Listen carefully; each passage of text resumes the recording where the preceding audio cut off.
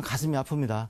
어떻게 40년 전이나 지금 이렇게 달라진 것이 없는가. 그래서 제가 여러분들한테 꼭 남기고 싶은 말은 꿈을 버리지 말아라. 그 다음에 여러분 토끼도요, 2마리 잡기 힘들다고 그러는데 아예 같은 방향으로 몰면 3마리도 잡을 수 있습니다. 예, 너무 비관적으로 생각하지 마시고, 예, 저는 항상 이 사진 보면서 10년 뒤에 우리나라 그 천문학 미래를 내다보거든요. 여러분들도 꿈을 가지고 정진하세요. 그럼 이루어집니다.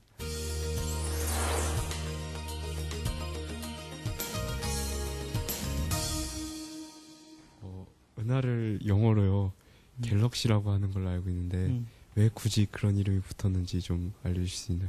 네, 우리는 동양에서는 은으로 된 냇가라고 했지 않습니까? 그래서 역사 특강이니까 제가 한자도 좀 쓰겠습니다. 예. 그래서 우리는 은으로 된 냇가라고 해서 은하라고 했어요. 근데 서양은 이상하게 이걸 우유로 해석을 했어요. 그래서 영어로는 원래 밀키웨이라고 합니다. 밀키웨이. 우유의 길, 우유길이라고 그래요. 근데 원래 이 밀크를 말하는 그 어원 중에 하나가 갤락이라는 단어가 있습니다. 갤락. 그래서 여러분들 아마 생물학 시간에 갤락토스라고 들어본 적 있을 거예요. 유당이랑 관련되는 거 있죠. 바로 그래서 거기서부터 이 우유하고 이거하고는 같은 뜻입니다. 그래서 우리 동양은 물, 서양은 우유 그렇습니다. 그래서 전설은 이제 우리는 그냥 미리네, 순수한 우리말로 미리네. 그래서 용이 살던 이렇게 표현하는데, 서양에서는 이제 그 헤라 여신이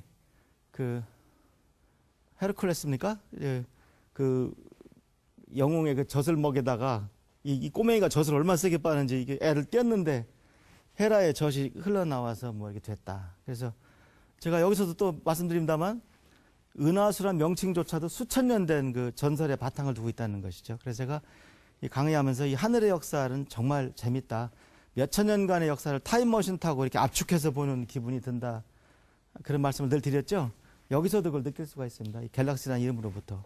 참고로 갤럭시는 지금 세계적인 여러 상품들이 다 이름을 쓰고 있고, 여러분들도 알다시피 지금 우리나라 상품도 지금 갤럭시를 쓰고 있죠. 그래서 어떻게 보면은 좀 뒤늦었던 겁니다. 그래서 여러분들 굉장히 많은 상표들이 이미 다 우주의 그 이름들을 쓰고 있습니다. 통거울 망원경이 구경이 좀 더 작더라도 성능이 더 좋을 수 있다고 하셨잖아요. 예. 그게 왜 그런지 이유 좀 말씀해 주실 수 있나요? 예, 아주 좋은 질문입니다. 조합 거울은 그 육각형 자체 그 자꾸 조합하다 붙이다 보니까 이렇게 매끄럽게 안 나오는 거죠. 이게 여러 장을 이렇게 조합하다 보면 전체 곡면이 매끄럽질 않은 거죠. 그런데 이제 이 통거울은 하나를 가는 거니까 이렇게 연마할 때부터 이렇게 균등하게 연마할 수가 있죠.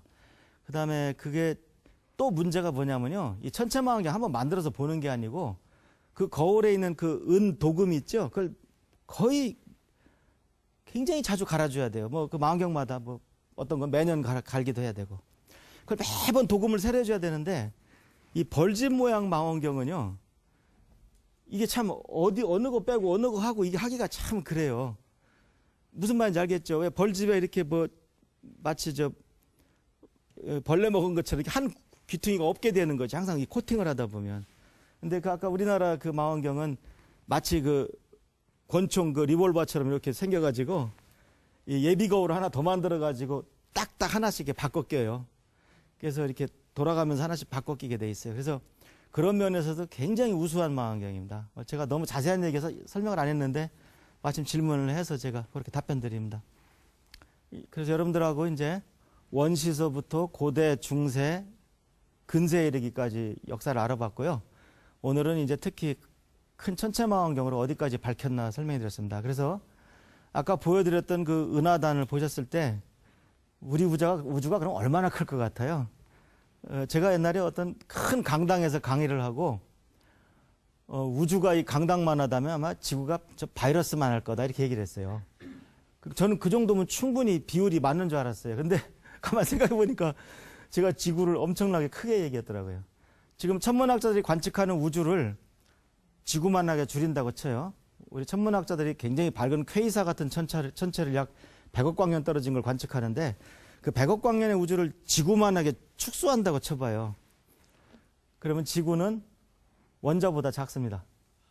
그러니까 무슨 말이냐면 큰 강당, 이 스튜디오가 아니고 원자보다 작은 지구에서 살면서 이 지구를 이해하려고 노력하는 게 이게 사람입니다. 참 신통하죠. 그래서 어떻게 생각하면 허무할 수도 있지만 어떻게 생각해보면 인간이 참 존귀하기도 합니다. 그래서 오늘 그 얘기를 제가 마지막으로 남기면서 일곱 번째 강의를 마치도록 하겠습니다. 감사합니다.